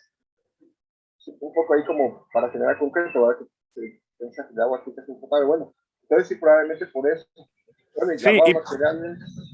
para el concreto igual, va, Inge, si el agua lleva residuos, no puede, o sea, sí tiene que ser limpia porque el agua sucia disminuye la resistencia al concreto. Ahí es más delicado aún. Sí, en concreto definitivamente lo tengo también lo va a complicar. Bueno, entonces probablemente por ahí podría analizarse más a fondo cuál sí, cuál no, pero bueno, puede ser que ahí haya sido un poco el criterio para eliminar. Bien. Gracias, Inge. Bien, sobre el monitoreo. Los reglamentos anteriores indicaban monitoreos aleatorios por parte del Ministerio de Salud Pública y también por el Ministerio de Ambiente y Recursos Naturales. Y estos monitoreos tenían que ser cada 4 meses. Realmente esto bueno, asignaba una gran tarea a estos dos ministerios, seguramente una tarea que en esos tiempos no podían cumplir, y es ahí porque lo habrán eliminado. Claro, yo creía que tal vez no tuvo que haberse eliminado, sino pues adaptarse, o esos ministerios adaptar sus presupuestos a medida que pudieran cumplir con esta actividad, que creo yo que era bastante importante, si ese muestreo aleatorio, para ver pues que las industrias especiales estuvieran cumpliendo con los límites máximos permisibles establecidos. ¿Y por qué cada 4 meses? Bueno, que fuera algo periódico. Ahora pues ya no se establece esto. El Ministerio de Ambiente y Recursos Naturales sí realiza ciertos monitoreos, pero lo hace más cuando hay alguna denuncia. Sí, yo como vecino me quejo de alguna industria porque veo que está contaminando. Entonces, en ese caso ya llega al Ministerio Público, donde yo hago la denuncia. Ellos hacen su diligencia, llaman al Ministerio de Ambiente, el Ministerio de Ambiente hace su toma de muestras y ahí empieza todo la investigación. Pero más es eso, de forma así aleatoria, ahorita el Ministerio de Ambiente, hasta donde yo sé, no tiene tanta capacidad, entonces no lo logra hacer. Además, también establecía que los entes generadores debían presentar informes trimestrales, ¿sí?, de su generación de agua residual y cómo lo están tratando. Bueno, más bien eran informes de laboratorio. Sí, cada 3 meses tenía que estar haciendo unos análisis para, bueno, demostrar que uno está cumpliendo con los límites máximos permisibles. Ahora el 236 establece análisis, bueno, dice 2 análisis al año. Esto es realmente un problema, porque al decir 2 al año, no digo yo, bueno, que cada 6 meses o algo por el estilo. Entonces las industrias ahí, si quieren ser un poco más funcionadas, podrían tomar 2 muestras, puede ser 2 días seguidos incluso. No dice nada que no puedan hacer así. Lo pueden hacer en los 2 días del año que tienen menor producción de agua residual, donde ellos saben que el agua pues va a salir más limpia. Por decir algo, no trabaja en época navideña, ahí hacen su análisis de agua residual y el agua puede salir limpia, lo cual pues sería obviamente una gran mentira. Pero bueno, es un poco lo que el reglamento permite y no hay nada ilegal en eso. Sobre los parámetros de calidad, sí, ya vimos que el reglamento 236 tiene un montón de parámetros, pero hay ciertas deficiencias en eso. Una es el tema del color. En el reglamento del 2005 indicaba un límite máximo permisible de 40 unidades de color en la escala platino-cobalto. Ahora el reglamento establece un límite máximo de 500. ¿Cómo subió de 40 hasta 500? Buena pregunta. Es probable que 40 haya sido demasiado estricto. No les podría decir que sí o que no, pero 500 sí es realmente muy bajo. Bueno, mejor dicho, muy alto, muy flexible, es muy suave. Realmente ahí debería ser diferente para cada tipo de ente generador o tipo de industria, porque bueno, por ejemplo, para agua residual ordinaria, el valor de 500 es fácil, ese no tiene problema de cumplirse. Pero para algunas industrias, pues textileras, por ejemplo, incluso el 500 no es tan complejo cumplirlo con ciertos procesos. El 40 sí, pero yo creería que debería ser más bajo. El tema con el color también es la escala platino-cobalto. Las estándares internacionales dicen que el parámetro de color debería medirse por espectrofotometría, ¿sí?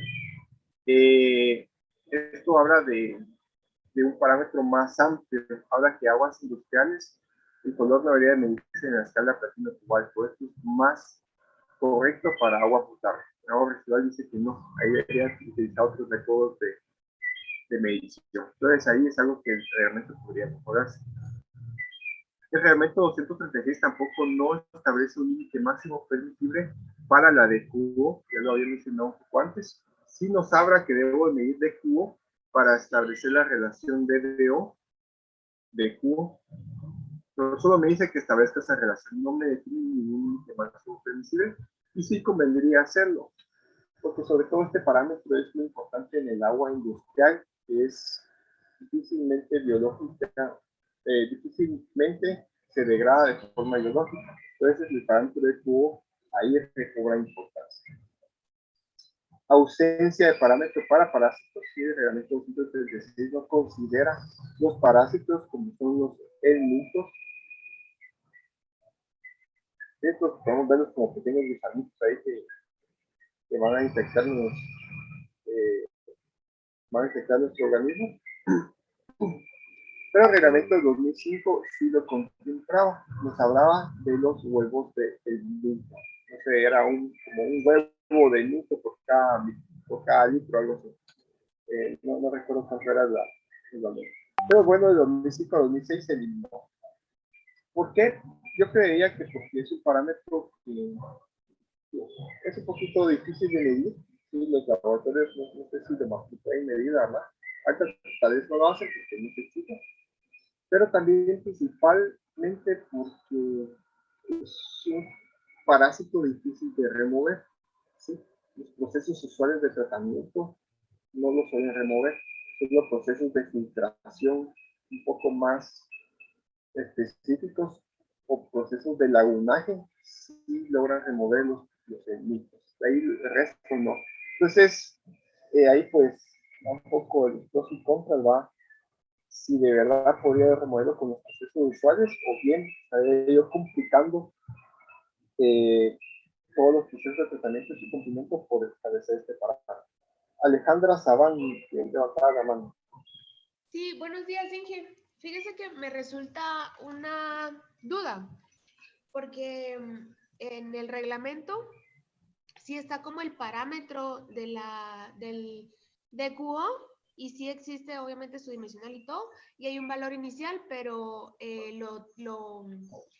como que lo clasifica por etapas 1, 2, 3 y 4, entonces no sé si no existe ese límite, o sea, como dice usted, no existe ese límite máximo permisible porque está por etapas, o no entiendo, porque por ejemplo en el artículo 22 habla de los límites máximos permisibles para la descarga de aguas residuales a esteros, entonces sí establece esos parámetros y según etapas, ¿verdad? Pero no sé si no lo comprendí bien. Y ahí aparece DQO, demanda química de oxígeno.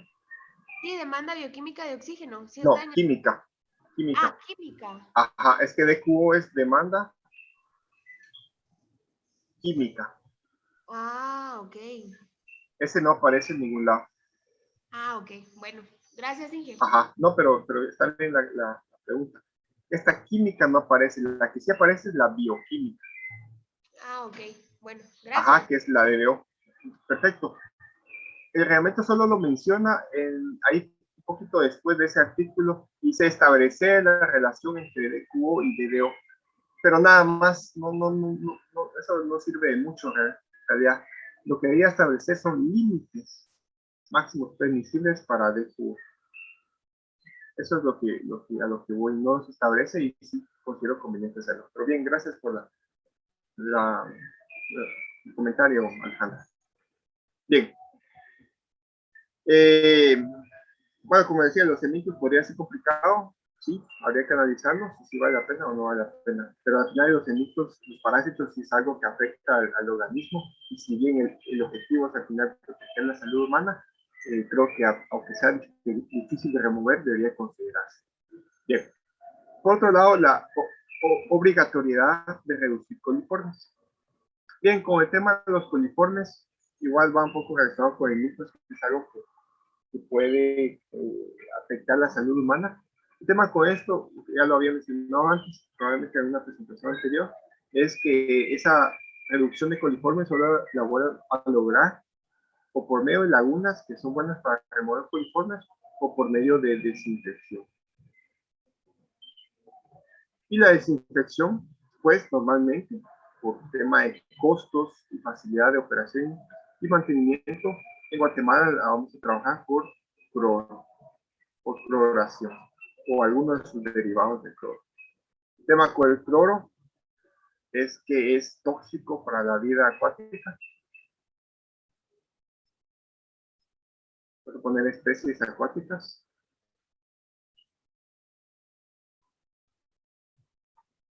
Sí, en realidad es tóxico para todo, incluso para nosotros, en ciertas cantidades también va a ser tóxico y puede matar. Pero aparte que es tóxico, también produce dialometanos.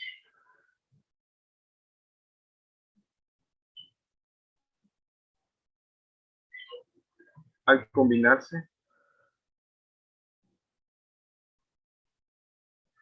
con materia orgánica.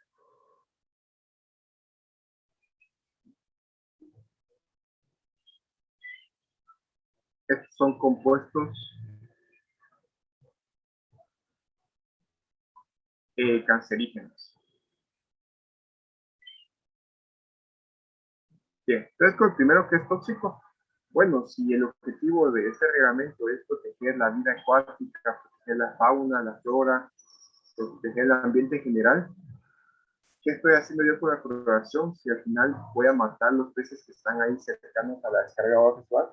Entonces ahí pues también es lo correcto. Yo debería pensar, no, si voy a hacer la desinfección, debería hacerlo con grupos de boleta, como son los que no son tóxicos. Pero bueno, esos son costos altos, tecnologías que se han entrado muy bien en Guatemala, entonces nos vamos por el cloro. Pero aparte, esta producción de clorometanos, que son compuestos cancerígenos y se forman al combinar el cloro con la materia orgánica. Siempre en el agua residual, por las eficiencias de las plantas de tratamiento que no son 100%, siempre va a haber cierta cantidad de materia orgánica. En algunas más, en algunas menos. Obviamente las que no trabajan muy bien, la cantidad de materia orgánica más fuerte. Entonces, si yo le meto cloro, voy a producir clorometanos que después van a ir a los ríos y después finalmente pueden llegar al consumo de agua potable porque va a ser difícil removerlos. Y si llega al consumo de agua potable, pues la gente lo va a adquirir y por el tiempo podría generar enfermedades relacionadas con el cáncer. Entonces, es algo que debe tratarse. Mi criterio más es, bueno, ¿es necesario remover coliformes fecales? Yo pensaría que no siempre sí. Para ríos, para lagos, donde el agua pues después puede ser captada para consumo humano y después puede ser desinfectada por cloro para eliminar los bichos, a mi criterio no es necesario remover coliformes fecales. Tal vez aguas residuales hospitalarias donde puede haber una alta concentración de virus y otros patógenos, ahí podría considerarse la cloración, pero solo cuando la planta de tratamiento pues, opera eficientemente con el objetivo de que la cantidad de materia orgánica sea mínima y así reducir la formación de clorometanos. ¿Sí? Pero ese es un poco mi criterio. Tengo otro compañero que opina que no, que la cloración tiene que ir sí o sí, porque él piensa que todas las plantas de tratamiento tienen que tenía una eficiencia arriba del 95% de remoción de materia orgánica o 99%. Y entonces con eso evita la formación de fermentantes. Sí, es cierto, deberíamos de pensar en plantas de tratamiento muy buenas, pero no siempre se tiene esa tecnología o no siempre se tiene la disponibilidad para absorber ese costo para esa tecnología. Entonces, normal, plantas, o bueno, plantas operando bien, arriba del 85% de eficiencia, ya a mi criterio son buenas, pero sí va a haber cierta materia orgánica que tampoco va a ser grave. Bueno, pero él opina eso, pero tampoco no opina sobre el tema de la protección de las especies acuáticas. Está altamente demostrado que plantas de tratamiento se esperan con floración, no hay vida acuática mayor en las cercanías de sus descargas. Sí, los peces tienen mortalidades muy altas por tema del cloro. Y con eso acabamos la presentación del día de hoy. No sé si alguien quisiera hacer un comentario.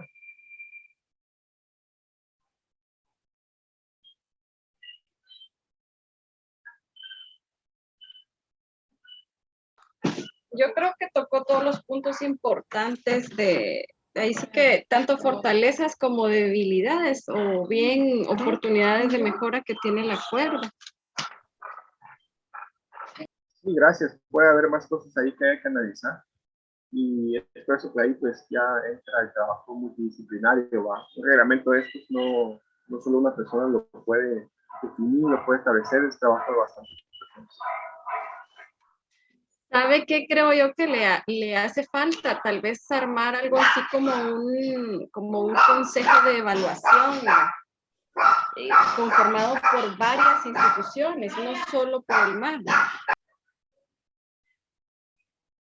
Sí, eso sería importante para hacer esa revisión que el mismo reglamento dicta de cada 4 años, ¿verdad? Irlo mejorando, mejorando. En Japón los reglamentos todo el tiempo están actualizándose constantemente, porque no podemos pensar en algo fijo si cada año surgen incluso nuevos contaminantes. Ellos tenían, no recuerdo una lista de tantos contaminantes, de parámetros ahí contemplados, que se iba actualizándose y ya conforme van actualizando tienen otra lista de parámetros en análisis si conviene o no meterlos en sus reglamentos. Además hay algo que también nos considera el reglamento, los parámetros.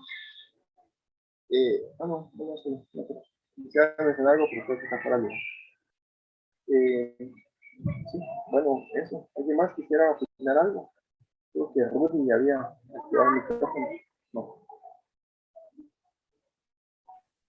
Sí, yo solo quería opinar ahí prácticamente que este acuerdo de alguna manera pues le hace falta bastantes cosas.